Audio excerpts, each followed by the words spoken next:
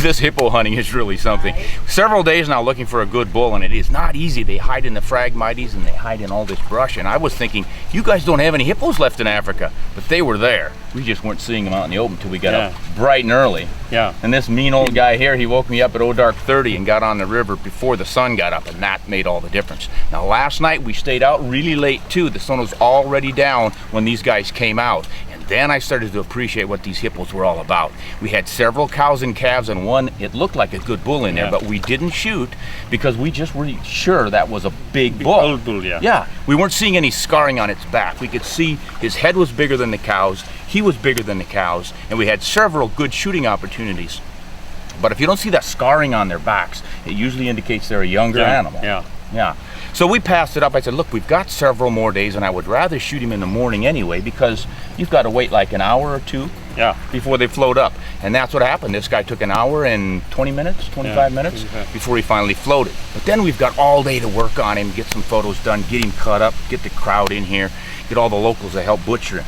So that's pretty sweet. And then what happened as we went down the river, seeing way more hippos than we ever did middle of the day, I realized we should be hunting early when they're still, were they coming back from feeding and getting into the river? Yeah.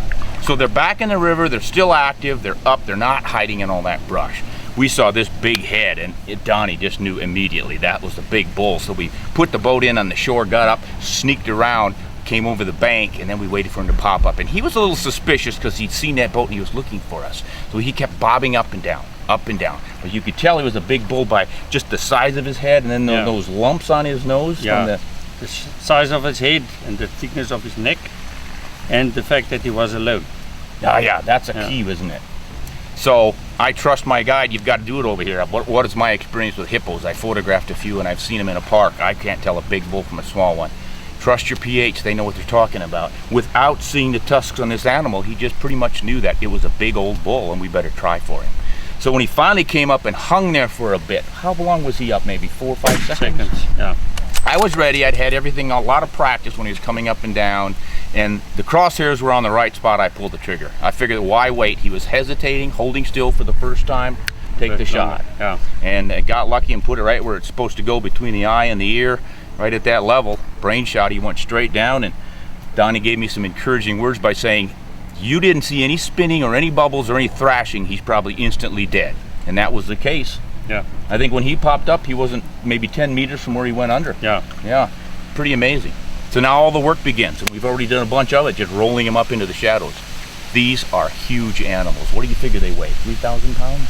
This one will be about 4,000 pounds. And the meat is really good? That's what they say. And not fatty? No. Yeah, Dries was saying there's no fat on them, and you look at these things and they're so roly-poly, and the conformation of them just suggests lard underneath there. But I guess it's not. We're going to find out. Thick skin. Thick skin, absolutely thick skin, and deep scarring. You need to come over and look at the backside here. He's got a 9-inch gash that's that wide and that deep. This animal has been fighting, and that's what, of course, old bulls do. Kimber Caprivi rifle is well built, it's properly built, it's got everything you want in an African dangerous game rifle. It's got the controlled round feed so you never lose your cartridge. You shouldn't be short stroking it and you're in business every time, and it is accurate and dependable. Good scope, cranked it up to 8 power when I realized we were gonna have to take that small shot. I like to be able to dial it down to 2 in case we're in thick cover, and we were doing a little bit of that in these phragmites and some of the papyrus reeds. When you're in there tight, you don't need 8x, so I'm carrying it at 2 and ready to take a quick shot if I have to. So a versatile scope really makes the difference, and it really, I was seeing it quite well in the dark last night. Yeah. I thought we were going to lose the light. I was seeing that crosshair right until we quit. Yeah, it is quite dark already. Yeah, so it's a good bright scope. It's really done the job. I was shooting a great versatile bullet for big game hunting in Africa, and that's Federal's loaded up trophy bonded bear claw. This bullet was created for African hunting. It's been doing it for decades. Now they coat it with some nickel finish so it looks like you're the Lone Ranger with a silver bullet. And it sure was a silver bullet on this guy. But these have proven to be quite accurate in this rifle. I was getting about 1 to 1.5 inch 3-shot groups at 100 yards, and I figured that was probably more than good enough, and it's proved to be that on this hunt.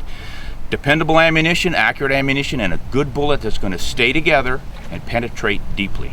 And that's what you need for these big animals. A lot of bone to penetrate getting a shot on one of these guys.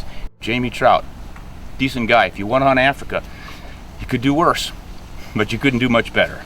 Jamie Trout Safaris.